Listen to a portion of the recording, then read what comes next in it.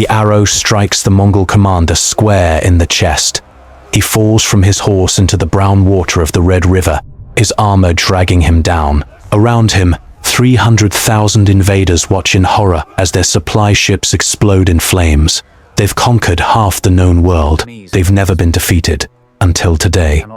But this isn't just another battle. This is the moment a vassal state becomes a graveyard for the most powerful army in history. And the man who engineered this catastrophe? He was trained by the Mongols themselves. The year is 1285. For 40 years, the Mongol Empire has been an unstoppable force. They've crushed China. They've obliterated Baghdad. They've made kingdoms from Hungary to Korea kneel. 400,000 soldiers now march south into a small kingdom called Dai Viet. The Vietnamese don't have a quarter of that number. They don't have the siege weapons. They don't have the cavalry. What they have is a prince named Phran Hung Dao, and a plan so audacious that modern military academies still study it 700 years later. Because in 3 brutal campaigns, this vassal state will do what no one else has done. They will break the Mongol war machine. But it starts 30 years earlier, when everything goes wrong. The boy who will become Tran Hung Dao is born into Vietnamese nobility in 1228. But he grows up in the shadow of Mongol power. His father serves as a military commander, defending against small raids from the north. The Kingdom of Dai Viet exists in an uncomfortable position. To the north lies the southern Song dynasty of China, already buckling under Mongol pressure. To the south lie the Cham kingdoms, aggressive and expansionist. Dai Viet survives by being clever, by playing larger powers against each other, by knowing when to fight and when to bend. Young Trian, communication Feng Dreo, learns both diplomacy and warfare. He studies Chinese military classics. He learns the art of guerrilla combat from veterans who fought the previous Chinese invasions. But most importantly, he learns to think like his enemies. When Mongol envoys arrive at the Vietnamese court, he watches them. He studies their tactics. He understands their psychology. The Mongols believe in overwhelming force. They believe in terror. They believe that if you hit hard enough, fast enough, any enemy will break. Trian Song, Tru Drao, sees the weakness in this belief. By 1207, the Mongols have conquered most of China. The southern Song dynasty is dying, and now Mongol Khan, grandson of Genghis, sets his sights on the kingdoms to the south. He needs supply routes. He needs bases. He needs Vietnam. The first invasion force crosses the border with 60,000 men. They expect quick submission. The Vietnamese king, Trian Thay Tong, sends envoys with gifts, with promises of tribute. He plays for time. While the diplomats talk. While the diplomats talk, Trian One Dai, senior commander, prepares for war. He doesn't gather armies in the field where Mongol cavalry can destroy them. Instead, he does something radical. He orders the evacuation of the capital. Every citizen, every piece of food, every boat capable of floating is moved south.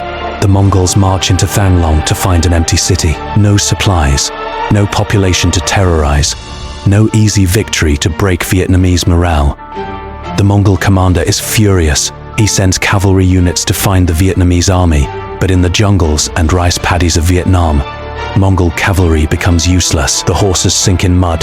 The riders can't see ambushes until arrows are already flying. Vietnamese fighters strike at supply lines, disappear into the forest, strike again. They poison water sources. They destroy bridges. They turn the landscape itself into a weapon. But Trian Fungbru, the Triashan of Fengdu, knows this isn't enough. Guerrilla tactics can frustrate an invader, but they can't win a war. He needs to break the Mongol army, not just annoy it. So he studies their formations. He watches how they deploy. He learns that Mongol armies, for all their fearsome reputation, depend entirely on momentum and supply. Cut their supply lines, force them to fight on your terms, and they become mortal. The first great battle comes at Dongbujdan. Trian Fungjuro chooses the ground carefully, a narrow valley where Mongol cavalry can't maneuver. A river at their back that limits retreat. The Vietnamese don't fight in formation like European knights or Chinese infantry. They fight in waves. The first wave attacks, inflicts casualties, withdraws. The Mongols pursue. The second wave attacks their flank. The Mongols turn to meet them. The third wave strikes from behind. It's not glorious, it's butchery, but it works. The Mongols retreat north, harried at every step. When they reach the border, they've lost a third of their invasion force.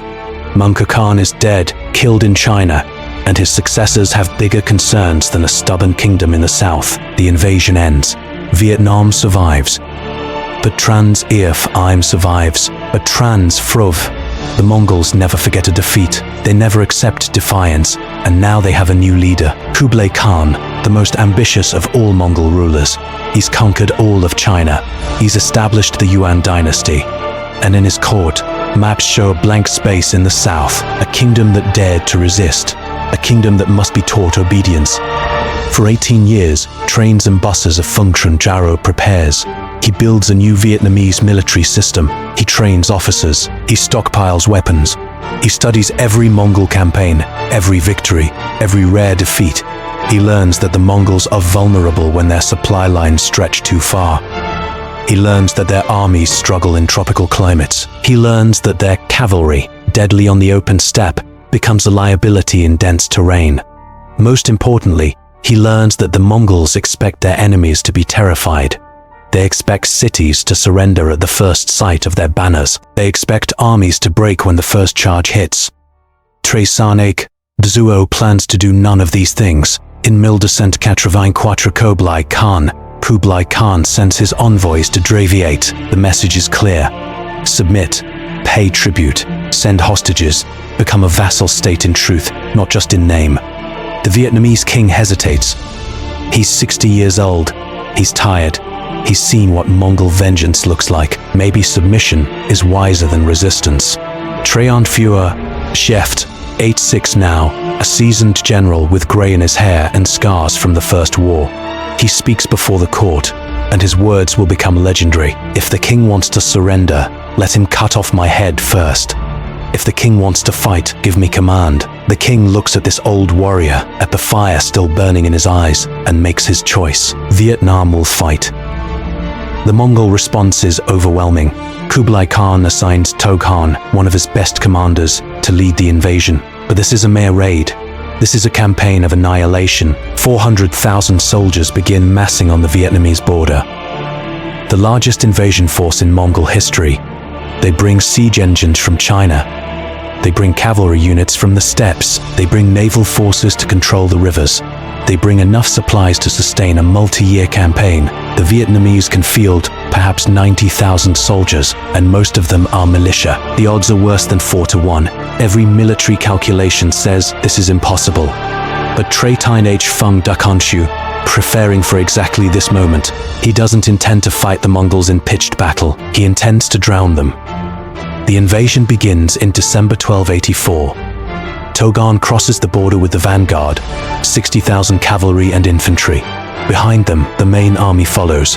The Mongols expect the Vietnamese to meet them at the border. Instead, they find abandoned villages, poisoned wells, roads blocked with fallen trees, every bridge destroyed, every boat sunk or hidden.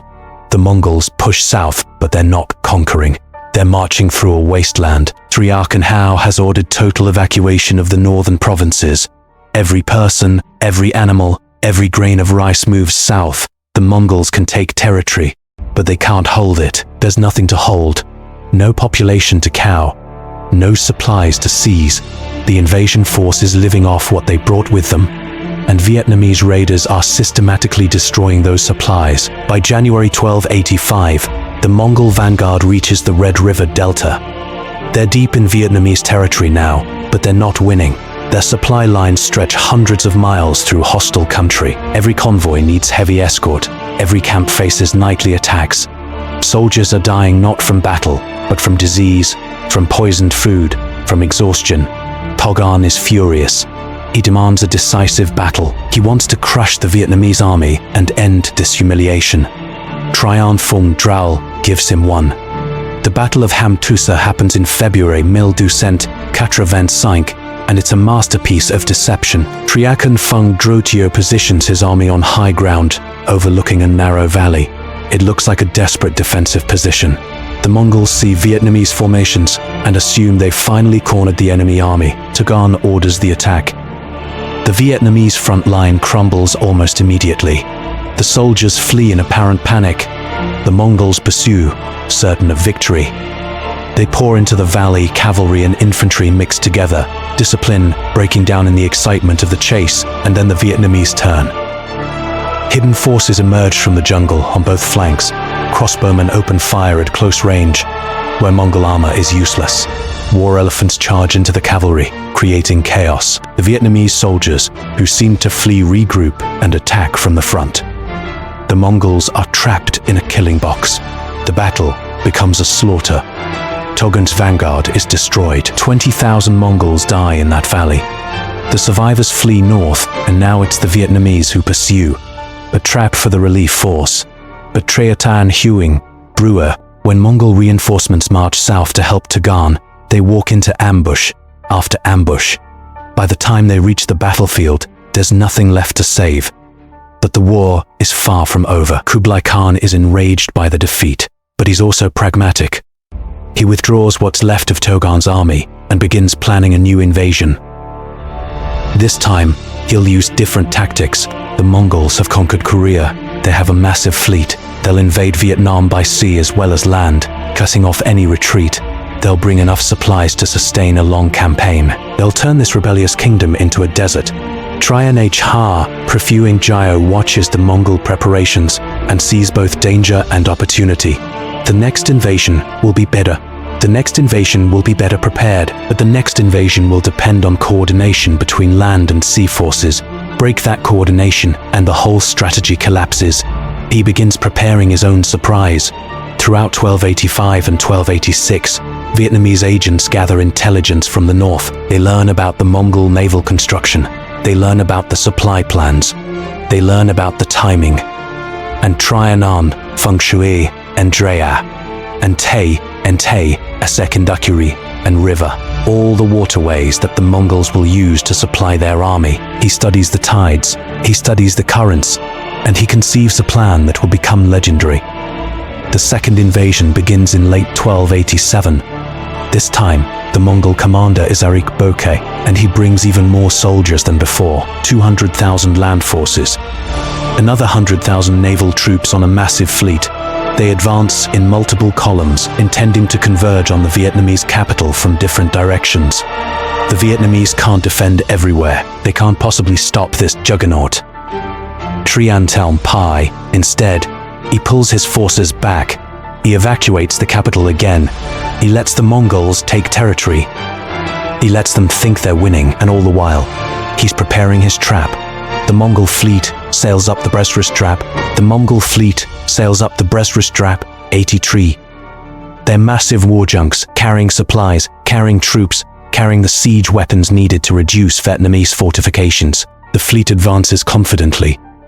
The river is deep. The Vietnamese navy has disappeared. Victory seems certain. What the Mongols don't know is that for months, Vietnamese soldiers have been working underwater. They've driven thousands of iron-tipped stakes into the riverbed. The stakes are positioned at specific depth, calculated based on the tides. At high tide, the stakes are completely submerged, invisible. At low tide, they rise above the water like spears. The entire river has become a trap, and the Mongols are sailing right into it. Treact Fun Shuru waits for the perfect moment. The Mongol fleet advances at high tide when the stakes are hidden. Vietnamese ships appear, small and fast. They engage the Mongols in what looks like a desperate skirmish. The Mongols pursue, eager to destroy the Vietnamese navy. The battle rages through the morning and into the afternoon. And then, the tide begins to turn. The Mongol commanders don't notice at first. They're focused on the battle, on destroying the enemy ships. But as the water level drops, something strange starts happening. Vietnamese ships are pulling back. They're retreating toward the mouth of the river. The Mongols pursue, and that's when the trap springs. The iron stakes emerge from the water. The massive Mongol war junks, riding low with the weight of troops and supplies, impale themselves. Hulls crack. Ships list. Soldiers fall into the water in full armor and drown. The Vietnamese ships, small and maneuverable, dart between the stakes. They carry fire arrows. They carry Greek fire. They set the trapped Mongol ships ablaze. The Battle of Breich-Genje-Kure becomes a massacre. The Mongol fleet, the pride of Kublai Khan's naval forces, is destroyed in a single afternoon. 400 ships burn. 50,000 soldiers die. The river runs red with blood. The survivors who make it to shore are hunted down by Vietnamese forces waiting on the banks, but the land army is still intact, and it's still enormous. Arik Boka commands nearly 200,000 soldiers pushing south. Without naval support, his supply situation is precarious, but he's still dangerous. He could still take the capital. He could still win. Trisana Phu, Trisanju, doesn't give him the chance. With the fleet destroyed, the Mongol army is isolated deep in Vietnamese territory. Their supply lines are impossibly stretched. Every convoy from the north faces ambush. Vietnamese forces, emboldened by the naval victory, attack with renewed ferocity. The Mongols can't get supplies. They can't get reinforcements. They're slowly starving in a hostile land. Arik Bok makes the decision to retreat. It's the only logical choice, but retreat to hostile territory is almost as dangerous as staying. Vietnamese forces harass the Mongols at every step. They attack at night, they destroy water sources, they poison food left behind. The retreat becomes a fighting withdrawal that decimates the Mongol army. Soldiers die from combat, from disease, from starvation, from exhaustion.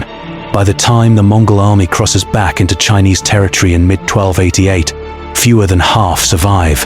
The invasion force that was meant to conquer Vietnam has been shattered. 400,000 soldiers marched south.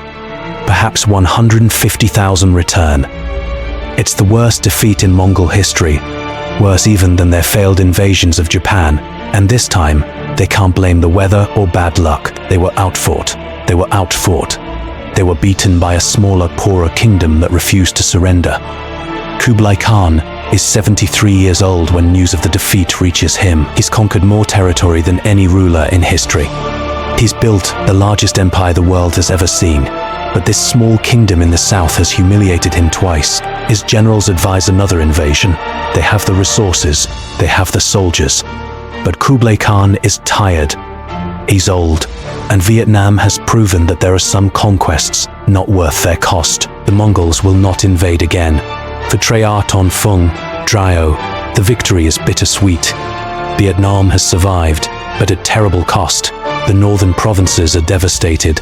Tens of thousands of Vietnamese soldiers are dead. The kingdom is exhausted, but it's free, it's independent, and it's sent a message to the world that the Mongol Empire, for all its might, is not invincible. The prince doesn't rest on his victory. He knows that survival demands constant vigilance. He rebuilds the army. He strengthens fortifications. He trains a new generation of officers in the tactics that defeated the Mongols. When neighboring kingdoms ask how Vietnam survived, he shares his knowledge. He writes military treatises that are studied across Asia. He becomes not just a Vietnamese hero, but a symbol of resistance against overwhelming odds. In the years following the invasion, the Mongol Empire begins to show cracks. The Yuan dynasty faces rebellions in China. The Khanates in Central Asia turn on each other. The empire that seemed eternal starts its slow decline. Historians will debate whether Vietnam's victories contributed to this collapse, but the timing is suggestive. The Mongols suffered defeats before, but never so comprehensive, never so humiliating. The aura of invincibility, once broken, never fully returns. Trenta Phuoc Sunday Times, dying at age 72. He spent his entire adult life in military service. He's fought in dozens of battles. He's saved his kingdom 3 times, but his legacy extends beyond his own lifetime. The tactics he developed, the strategies he perfected, become the foundation of Vietnamese military doctrine. For centuries, when the French invade in the 19th century, Vietnamese resistors study his campaigns. When the Americans arrive in the 20th century, Vietnamese commanders read his treatises. The principle remains constant. Fight on your own terms. Use the landscape as a weapon. Exhaust and debate. Exhaust and debate. But there's a deeper lesson in the campaigns of 1285 to 1288, one that transcends military strategy. It's about what's possible when a people refuse to accept the inevitable. Every logical calculation said Vietnam were found when they were outnumbered, they were outgunned. They faced an empire that had conquered half the world, but they won anyway. because they understood something the Mongols didn't. Conquest isn't just about military superiority, it's about will, it's about endurance. It's about making the cost of victory higher than any invader is willing to pay. The Mongols could have won. They had the soldiers, they had the resources, but they would have needed to commit to a decades-long occupation, to holding every village, to garrisoning every town, to accepting endless casualties from guerrilla warfare. The cost would have been catastrophic, the drain on the empire immense. Transang, the Fume de Maya immense. Transang Buo understood this. He didn't need to destroy the Mongol Empire. He just needed to make Vietnam more trouble than it was worth. In the aftermath of the invasions, Vietnam doesn't become isolationist. The kingdom resumes trade with China. Mongol goods flow south. Vietnamese goods flow north.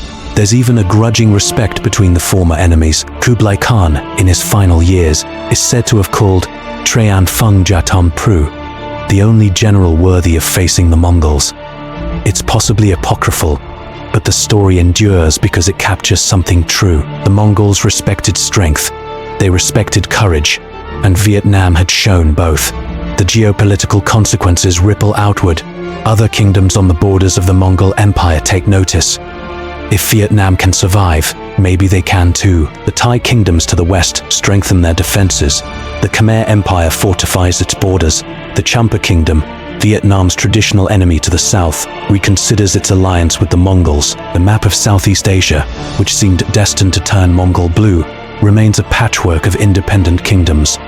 All because one vassal state refused to stay conquered. Modern historians sometimes downplay Vietnam's victories, suggesting that the Mongols weren't really trying, that they were distracted by other campaigns. This ignores the evidence.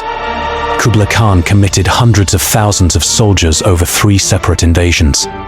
He assigned his best generals. He poured enormous resources into the campaigns. The Mongols were trying. They failed anyway. The secret weapons that destroyed 400,000 soldiers weren't technological marvels. They were bamboo stakes and guerrilla tactics. The genius wasn't in superior equipment, but in superior strategy. 3 centuries, 3,000, fast, and Fu is about who has the bigger army. Sometimes it's about who can endure longer. Sometimes it's about who controls the battlefield. Sometimes it's about turning your enemy's strength into weaknesses. The Mongols were masters of the open field, where cavalry could charge and maneuver. Tre Tien Pezul denied them the open field. He fought in jungles, in river deltas, in terrain where horses sank and formations broke. The Mongols relied on terror and momentum. Trihan S. functioned. The Kansai Kafrangstreo refused to be terrified and denied them momentum by avoiding decisive battle until he chose the time and place. The Mongols expected armies to meet them in formation. Trajan Fullus Jayo's soldiers struck from ambush and melted into the population. Every advantage the Mongols had, the Vietnamese negated or turned against them. The massive army became a supply problem. The cavalry became a liability in wet ground. The reputation for invincibility became an expectation of easy victory that led to carelessness. And when the Mongol fleet sailed up the Brizareche Chenezhar in stakes that had been waiting underwater for months, that image of Mongol war junks impaled on hidden stakes while they burn becomes iconic. It's painted on temple walls. It's carved into monuments. It's taught to every Vietnamese child, not because it's about defeating an enemy, but because it represents preparation, patience, and the refusal to fight on your opponent's terms. The stakes took months to install. The plan required trusting that the Mongols would do exactly what Trenstals and Phung's Drao predicted. One miscalculation, one change in Mongol strategy, and the entire trap would have failed. But Trajan H. and Phung Drao understood his enemy. He'd studied them for decades. He knew how they thought. He knew how they fought. He knew they would pursue the Vietnamese fleet into the river, because that's what Mongol commanders always did. They pressed advantages. They sought decisive battles. They never considered the river itself could be a weapon. This is what separates adequate generals from great ones. Adequate generals react to what's happening. Great generals shape what happens. Trutier didn't wait for the Mongols to fight on their terms. He created the terms. He chose the battlefields. He dictated the tempo. The Mongols thought they were invading Vietnam, Actually, they were walking into a series of traps that had been prepared years in advance. The Vassal State Uprising of 1285 to 1288 changed history.